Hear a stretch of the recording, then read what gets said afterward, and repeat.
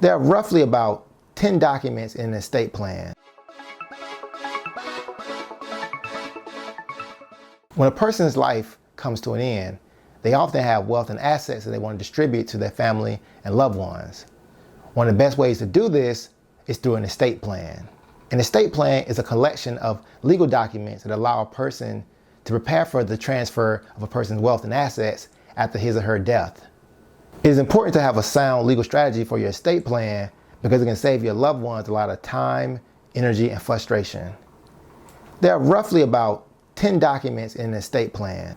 There's the will or living trust and pourable will. There's a durable power of attorney for property and the durable power of attorney for medical. The living will, not to be confused with the traditional will. Hipaa authorizations, affidavits, beneficiary designations or guardianship, life insurance, and retirement accounts. Having one of these documents is important, but having most of these documents can help improve your estate plan and ensure your wishes are being followed. We will discuss each of these documents in following videos.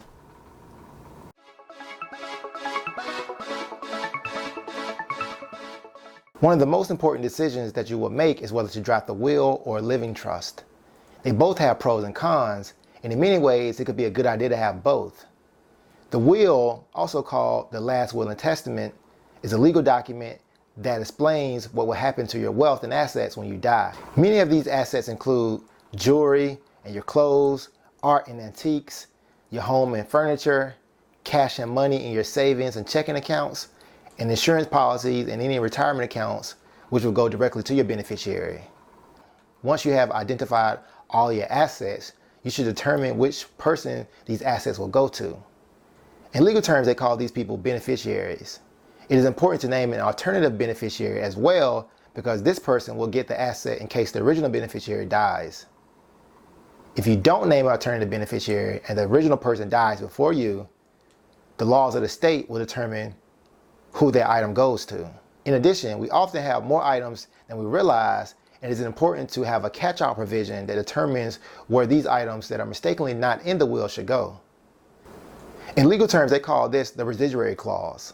For example, you can have in your will something like, I leave my residuary estate to my spouse, John Doe, and if John Doe doesn't survive me, I leave my residuary estate to my children. Your will also describes many other things, such as having a trustworthy and mature person that serves as the person representative and administers the will. In legal terms, they call this the executor. Your will also describes funeral arrangements, describing whether you want to be cremated or buried and by whom. And the will discusses a guardian for any of your minor children. In addition, you want to sign your will and typically have witnesses as well.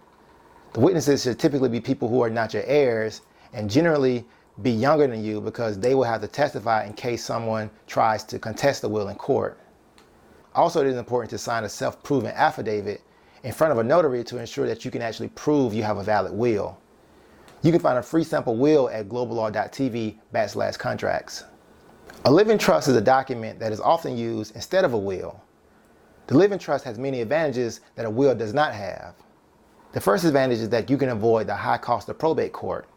When a person dies, the personal representative that was named in the will typically files your will with the probate court. This is typically a lawyer. Once that happens, the court will determine whether the will is valid and then oversee the administering of the assets of the will. This can get costly because there can be court costs, appraisal fees, attorney and accounting fees, and many others. With the living trust, the court is not automatically involved, and this can help you save some money. In addition, the living trust is kept private after your death. This is different than with the will because a will has to go through probate court, and thus the will becomes public records. But with the living trust, the public will not be aware of the size of the estate, who your heirs are, and the amount you're leaving to each person. There are 4 important aspects of a trust. The first aspect is the trust itself. The trust is a legal device where items such as real estate, bank account, cars, and even jewelry can be transferred to it. The person that decided to create the trust is called the grantor. The grantor grants or transfers those items to the trust. The grantor decides what property he wants to place in the trust and who the items will go to after the trust dissolves. The person who controls the trust is called the trustee. The trustee controls and is responsible for handling the items held in the trust. The trustee files taxes for the trust because the trust can make money if it has rental property, if the stocks go up in value, or if the trust sells an item in the trust. The trustee is also responsible for distributing the items in the trust to the beneficiaries. The beneficiary is the last important aspect of a trust. The beneficiary is the person that will benefit from the items in the trust. The beneficiary can receive the items from the trust when a certain event happens.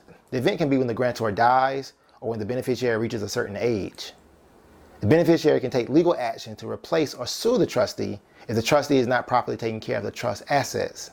Now, those are the main aspects of a trust: the trust, the grantor, the trustee, and the beneficiary. In addition, sometimes those with a living trust forget to transfer all their items into the living trust.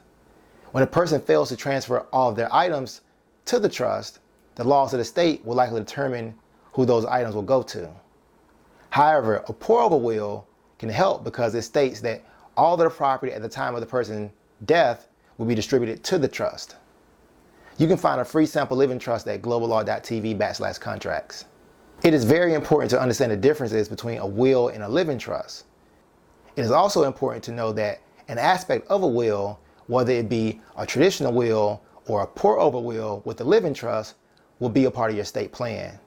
So every adult, no matter the age, should start making plans for their assets and items and determine how they would take care of their loved ones.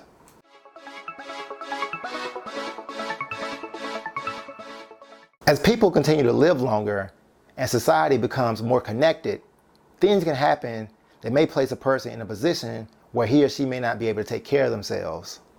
When that happens, you'll be dependent on your loved ones and others to take care of you. Growing old and accidents are a part of life, and you can make plans for this with some legal documents in your estate plan. Two of the main legal documents you want in your estate plan will include the durable power of attorney for financial and the durable power of attorney for healthcare, often called a healthcare proxy. The durable power of attorney for financials is a document that allows you to appoint a person with the authority to control many of your assets, such as managing your bank accounts, paying your bills, purchase and sell any real estate you may have, receive your government benefits such as Social Security and Medicaid, operate your business, and many other things. You can also limit the powers you give to this person, such as they cannot change or revoke your will or use your assets for their own personal benefit without your permission. The durable power of attorney for healthcare is a document that designates a person to make medical decisions on your behalf. This document allows you to stay in control of your healthcare while appointing a person to follow your wishes. You should feel comfortable discussing your health and medical wants and needs with the person you appoint. In addition, within the words durable power of attorney for healthcare, it is important to focus on the word durable. Durable means this power of attorney is different than a traditional power of attorney because the traditional power of attorney ends when a person becomes incapacitated or loses mental capacity. You should also describe when this durable power of attorney for healthcare will begin. For example, it can begin at a time when you have serious brain damage, in a vegetative state, or if you have a terminal illness. Oftentimes, a person's medical conditions can worsen and become so severe that the situation is a life or death matter. You really don't want to have your loved ones debating and even more stressed about what will happen to you next. A living will, not to be confused with the more commonly known will, can help you make the decision. A living will is a legal document that explains your desires when there is an extreme medical situation. In essence, it serves as a way to let your loved ones know when it's time to let you go. Both the person you appoint for the power of attorney for healthcare and the doctors will carry out the directions of the living will. Lastly, it is a good idea to have a Hipaa authorization in your estate plan. Hipaa stands for Health Insurance Portability and Accountability Act. It is a law that helps protect the medical privacy of individuals. A Hipaa authorization is helpful for the person who has durable power of attorney for healthcare. This will give the person access to your medical records in order for him or her to make the most informed decision for you. It is important to choose a person who you can trust and know will care at your best interests. This can be a child, a sibling, or a close friend. While these can be very hard topics to discuss, these are necessary topics that should be discussed sooner rather than later.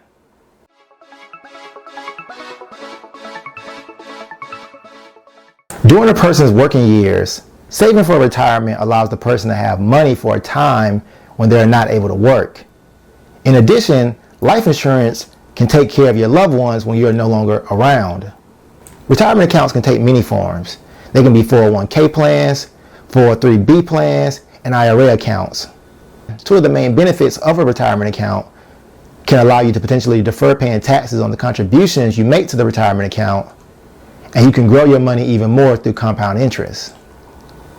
When you have a retirement account, you typically fill out a beneficiary form. This form is a legal document that determines who the person is who will receive your account balance upon your death. It is important to note that if you have a will, the will does not control your retirement accounts, and it does not go to probate court. Some of the common beneficiaries include your spouse if you're married, and if you have more than one beneficiary, for example your children, you can define what percentage of your retirement account will go to each beneficiary. In addition, if you have been putting away money in a pension and will start receiving contributions when you retire, it is important to know whether the pension has survivor's benefits. Survivor's benefits will take care of your spouse after your death. If your pension plan does not have survivor's benefits, it is important to consider how the loss of income is going to affect your spouse's quality of living upon your death. Life insurance can help in this situation. Life insurance is a contract between you and the insurer where you will pay a monthly or annual premium in exchange for the insurance company promising to pay money to a beneficiary of your choice after you pass away. In addition, the beneficiary doesn't have to be a person. A living trust or an irrevocable life insurance trust can be the beneficiary as well. It is very important to understand that having an estate plan will benefit both you and your loved ones. It is never too early to start planning and having the right legal documents that will make your process a whole lot easier.